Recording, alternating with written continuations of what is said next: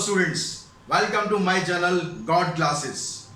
तो आज God classes में इस वीडियो में हम करने वाले हैं अप्लाइड मैथमेटिक्स का एक और इम्पोर्टेंट टॉपिक जिसको हम बोलते हैं एवरेज।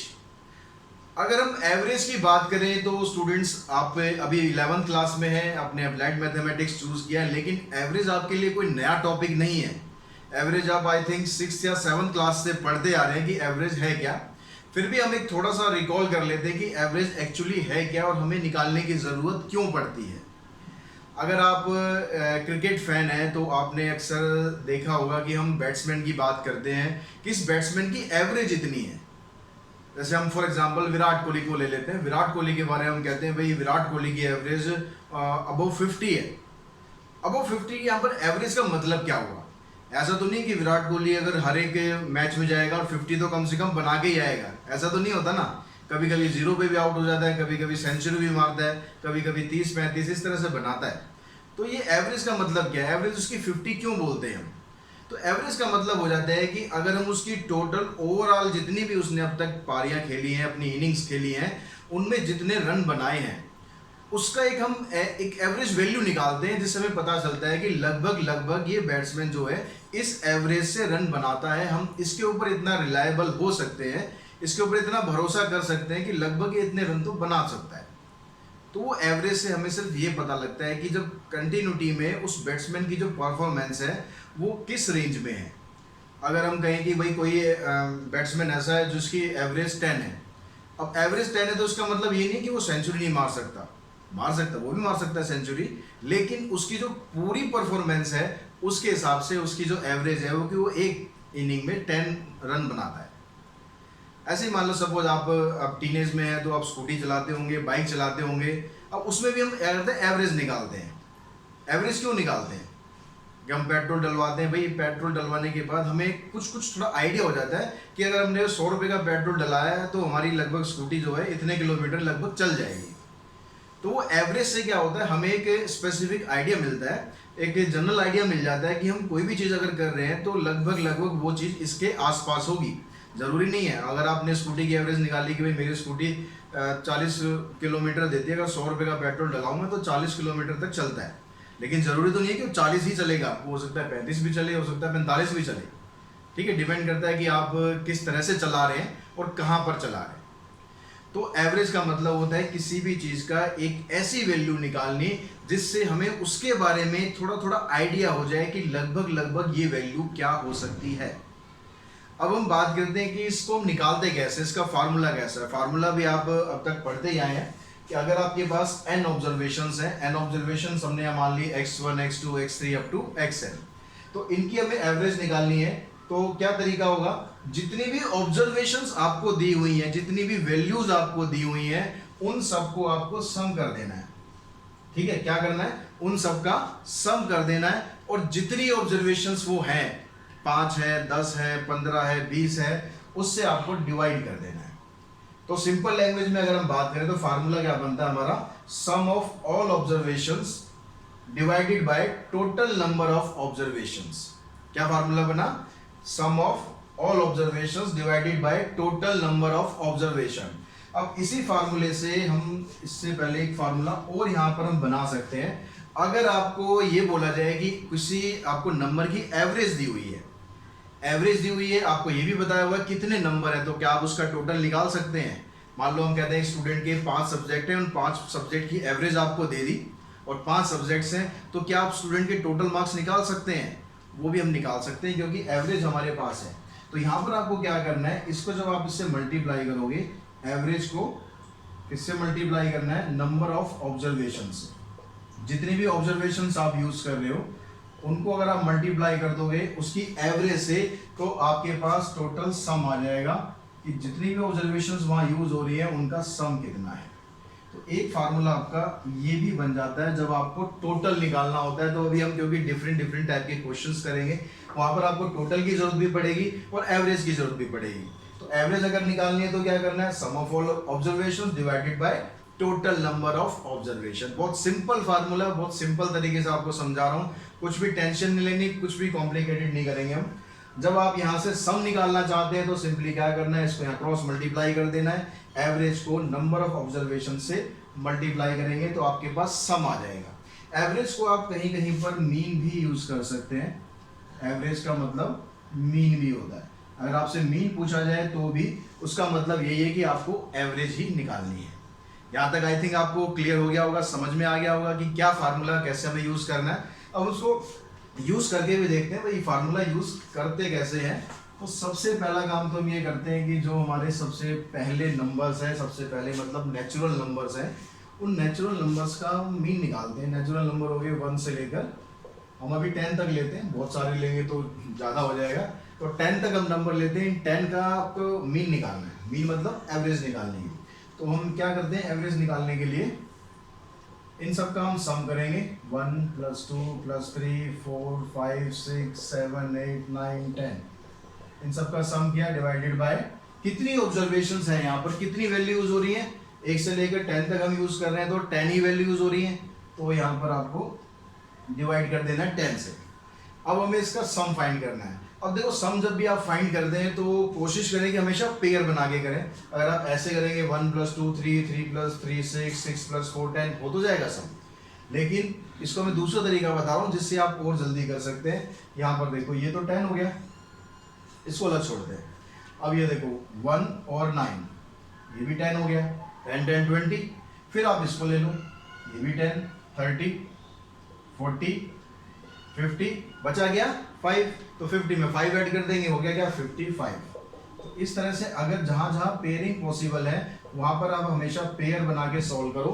सम आपका 55 निकल गया, 10 से हम डिवाइड कर रहे हैं, 10 से डिवाइड करेंगे तो मीन क्या आ गया इसका 5.5। यानी ये जो हमारे पास पहले 10 नेचुरल नंबर्स थे इनकी एवरेज क्या होगी 5.5।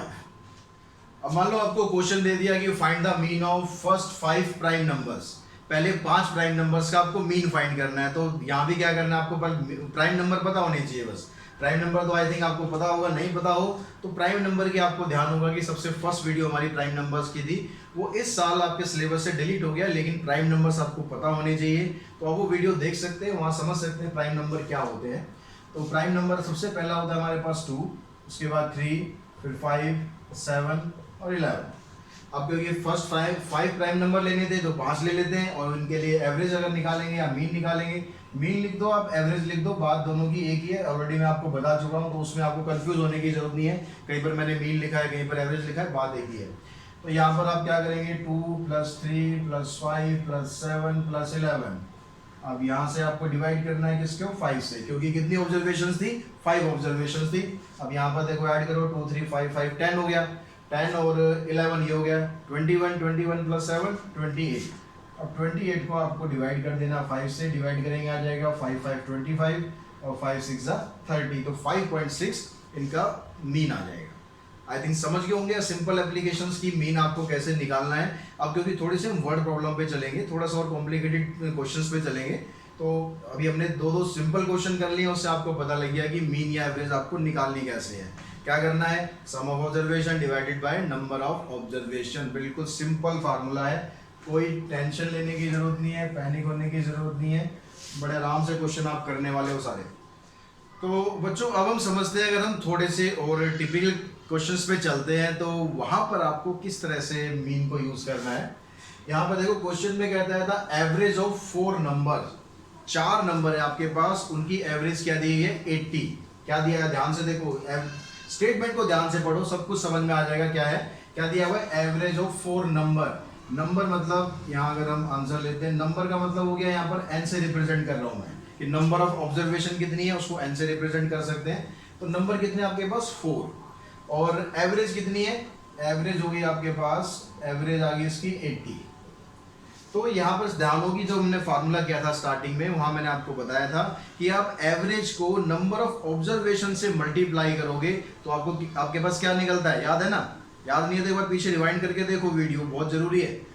अगर आप एवरेज को उसके नंबर ऑफ ऑब्जर्वेशन से मल्टीप्लाई करते हैं तो आपके पास उसका सम आ जाता है। क्या आ जाता है, सम आ जाता है। तो यहाँ पर हम देखेंगे कि n को अगर हम इससे मल्टीप्लाई करेंगे तो सम ऑफ 4 नंबर्स, क्योंकि हमारे पास नंबर कितने हैं 4, इन चारों का सम कितना आ गया 4 × में 80 यानी आ गया 320। तो क्या किया हमने, नंबर ऑफ ऑब्जर्वेशन को एवरेज से मल्टीप्लाई कर दिया, तो आपके पास उसका सम आ गया 320। अब आगे क्या कहता है, if first three numbers are 80, 90 और 100, पहले तीन नंबर उसमें से ये है 80, 90 और 100, तो चौथा नंबर बताना। अब क्या रह गया, बच्चों को खेल रह गया। अब तो आपके पास क्या आ गया, टोटल तो आ गया ना 4 नंबर का, 4 नंबर है आपके पास, उनका टोटल आ गया, उसमें से 3 नंबर कह रहा है, एक 80 है, एक 90 है और एक 100 है, एक को x मान लो। इन चारों का सम कितना आ गया, 320 आ गया ना, ये तो हमने यहाँ से निकाल ही लिया है। अब क्या करना है आपको, चौथा नंबर निकालना है, उसके लिए आप इन सबको प्लस करो, ट्रांसपोजिशन करो, आपका आंसर आ गया, सिंपल बिल्कुल। तो यहाँ पर इन सबको आप सम करोगे, कितना हो जाएगा, 80 और 90 170 प्लस 100 270, तो 270 प्लस x किया आपने 320। अब इस 270 को उधर ले आके आप माइनस कर देंगे, माइनस करने पर क्या आ जाएगा आपके पास 50 आ जाएगा। यानी जो उसने फोर्थ हमारा पास नंबर था, वो फोर्थ नंबर की वैल्यू क्या आ गई आपके पास 50 आ गई। तो अगर ये कंसेप्ट देखो आपको अगर समझ में आ गया ना कि कंसेप्ट क्या है, तो कोई भी क्वेश्चन आपके लिए मुश्किल नहीं है। तो कंसेप्ट के लिए हमेशा जो भी मैं वीडियो आपको बताऊंगा, कंसेप्ट आपको जरूर बताऊंगा, ये मेरा वादा है। बस आपको वीडियो को स्टार्टिंग में बड़े ध्यान से देखना है। वीडियो की स्टार्टिंग आपने समझ ली, कंसेप्ट समझ लिया, तो आगे के क्वेश्चंस, वैसे वीडियो पूरा देखना है, बीच में छोड़ना नहीं है, वीडियो पूरा देखना है, लेकिन फिर भी आपका जो कंसेप्ट अगर क्लियर होगा तो आपको वीडियो में आगे कोई प्रॉब्लम नहीं आएगी, आप अपने आप आंसर दोगे, भाग भाग के आंसर दोगे।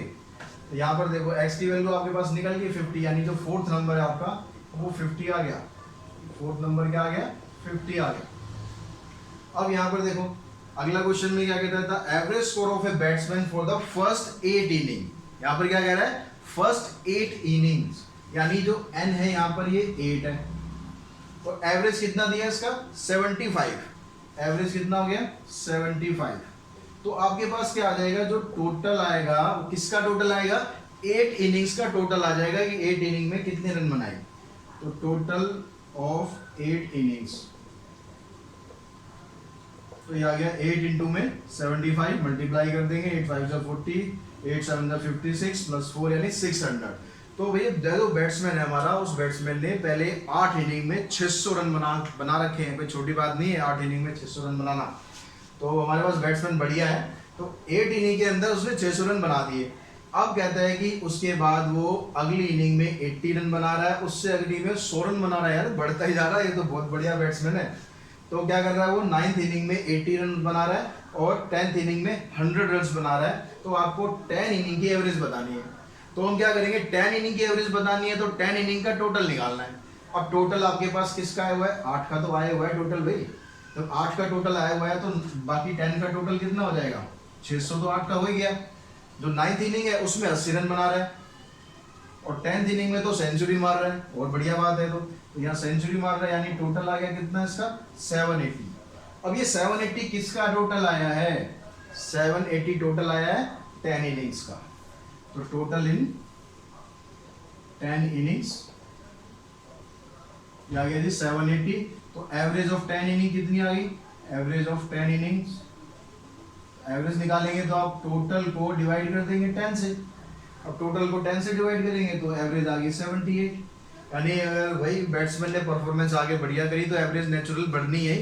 तो पहले 8 इनिंग में देख लो 75 बनाना था, अगली 2 इनिंग में 80 और 100 बनाए तो एवरेज भी बढ़ गई उसकी 78 हो गई। तो आपको भी अपनी एवरेज बढ़ानी है, अपने मार्क्स बढ़ाने हैं। मार्क्स बढ़ाने के लिए क्या करना है, वीडियो देखते रहो बस, कोई टेंशन नहीं, मार्क्स मैं बढ़वा दूंगा आपके। तो बच्चों अपने नेक्स्ट क्वेश्चन पे चलते हैं। नेक्स्ट क्वेश्चन में क्या कहता है, the average marks scored by 40 students was calculated as 72.5। यानी क्लास में जो 40 बच्चे हैं उनके जो मार्क्स आए हैं उन सब की कैलकुलेशन करी तो उसमें एवरेज आ गई 72.5। एवरेज 72.5 का मतलब ये नहीं है कि सारे बच्चों के 72.5 आ गए, ऐसा नहीं होता। तो कुछ बच्चों के हो सकता है ज़्यादा भी हों, कुछ केस से कम भी हों एवरेज से। Later on it was detected that marks of one student were wrongly copied as 48 instead of 84। बहुत गलत बात है भाई, मार्क्स अगर पलट जाते हैं ना, अगर मार्क्स आपके ज़्यादा आए और कम लिखे जाए तो बहुत दर्द होता है, लेकिन अगर उल्टा हो जाए तो बड़ी खुशी भी होती है। तो यहाँ पर कहता है कि स्टूडेंट के मार्क्स 48 हैं और यहाँ पर 48 लिख दे गए, एक्चुअली थे उसके मार्क्स 84। तो उसका करेक्ट मीन क्या है, तो वो गलती हमें पकड़ में आ गई, लेकिन कई बार गलती पकड़ में नहीं आती है। तो यहाँ पर क्या देखो 40 स्टूडेंट्स हैं, तो n आपके पास क्या है यहाँ पर 40, और उनकी एवरेज क्या है, उनकी एवरेज है 72.5। यानी जो 40 स्टूडेंट थे उनके मार्क्स की एवरेज है 72.5। तो अब यहाँ से आप इसका सम निकाल लेंगे, तो सम ऑफ मार्क्स ऑफ 40 स्टूडेंट्स। तो क्या करेंगे, 40 को 72.5 से मल्टीप्लाई कर देंगे, वही फार्मूला क्या, sum of number of observation into में एवरेज। तो ये आपके पास एवरेज है, ये नंबर ऑफ ऑब्जर्वेशन है, मल्टीप्लाई करेंगे तो ये 0 आ गई। 4 5 जा 20, 4 2 जा 8 और 2 10, 4 7 जा 28 और 1 29। तो यहाँ डेसिमल आ गया। तो भाई टोटल जो मार्क्स थे सारी क्लास के वो क्या हो गए, 2900 टोटल हो गए। अब इसमें से क्या किया गया, जो 48 था जिसको गलत लिख दिया गया था उसको अब हटा दो। क्या करना है, जो गलत है उसको हटा देते हैं। तो हम यहाँ क्या निकालते हैं, पहले करेक्ट सम निकालते हैं, यानी करेक्ट टोटल कह सकते हो आप।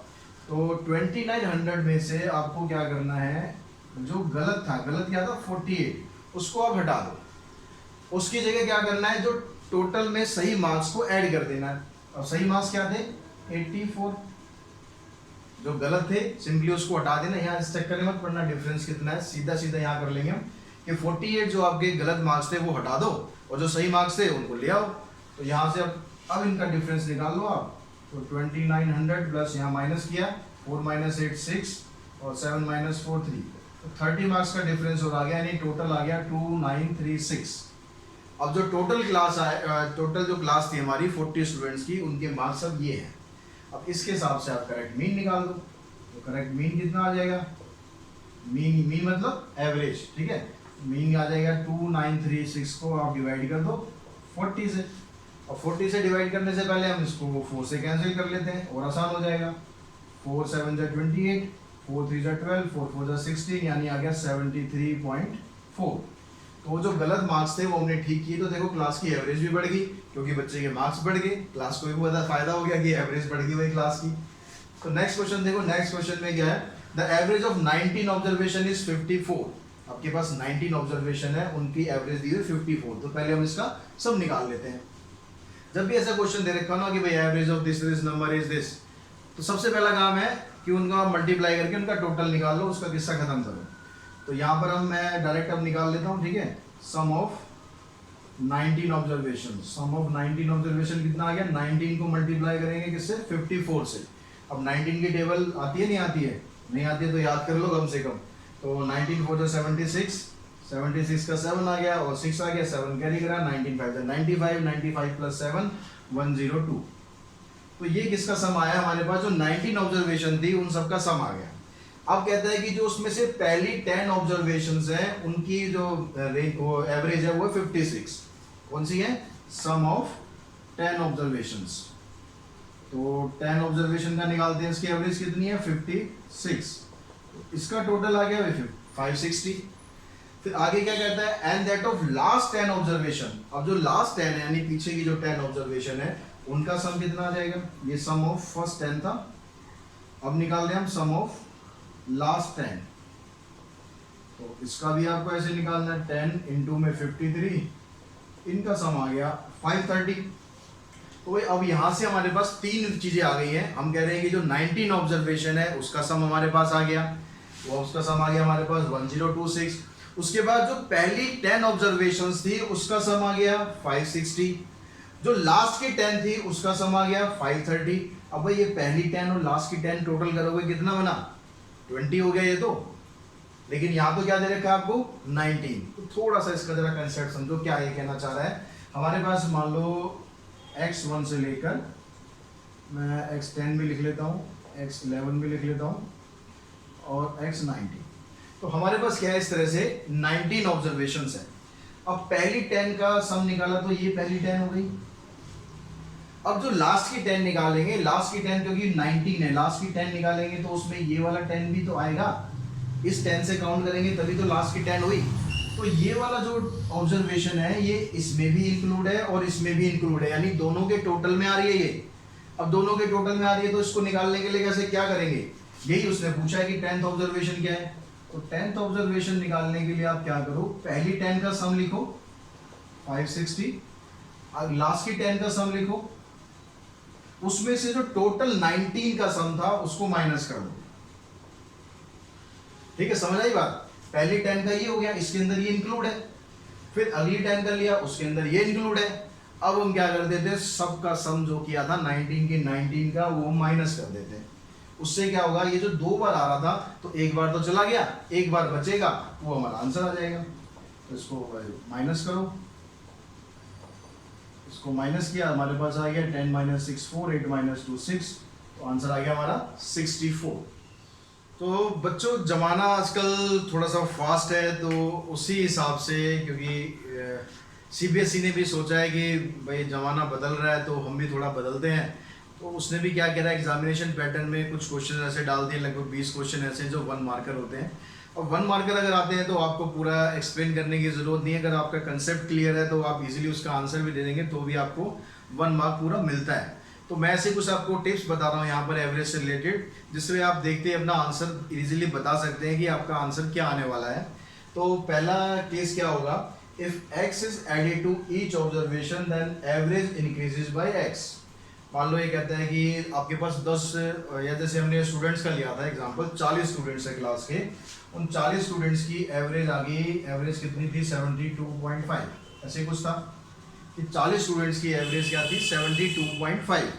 अब क्या करते हैं हम कि हर एक स्टूडेंट को 5-5 मार्क्स दे देते हैं, ठीक है, ग्रेस मार्क्स दे देते हैं हर स्टूडेंट को, चाहे उसके मार्क्स कम है चाहे ज़्यादा है, 5 मार्क्स दे देते हैं। कई बार जैसे मॉडरेशन में होता है आपको मार्क्स मिल जाते हैं एक्स्ट्रा, तो अगर हम सभी को 5-5 मार्क्स दे दें तो अब उनकी एवरेज क्या होगी। तो आपको अब ये नहीं करना कि भाई सारे में 5-5 मार्क्स ऐड करो, आपको सिंपली क्या करना है, जो आपकी एवरेज आई थी पहले उसमें 5 और ऐड कर दो। क्या करना है, जो पहले एवरेज थी आपकी उसी में 5 और ऐड कर दो, आपका आंसर आ गया। तो 72.5 में 5 ऐड कर देंगे 77.5, ये आपकी नई एवरेज आ जाएगी। समझ में आ गई ना बात। सेम केस अगर हम डिवीजन में उसमें करें, सब्ट्रैक्शन में, अब मान लो आपने कुछ शैतानी कर दी क्लास में और प्रिंसिपल साहब ने कहा कि भाई आपके तो मार्क्स काटने पड़ेंगे, सबके 5-5 मार्क्स काट दो। अब चाहे किसी ने शैतानी करी हो नहीं करी हो, सबके 5 मार्क्स काट दो, पूरी क्लास को पनिशमेंट दे दो। तो भाई 5 मार्क्स आपके काट दिए, यहाँ से काटने के बाद फिर अगर आपकी एवरेज निकालें तो क्या करना है, तो भी आपको यही काम करना है। 72.5 में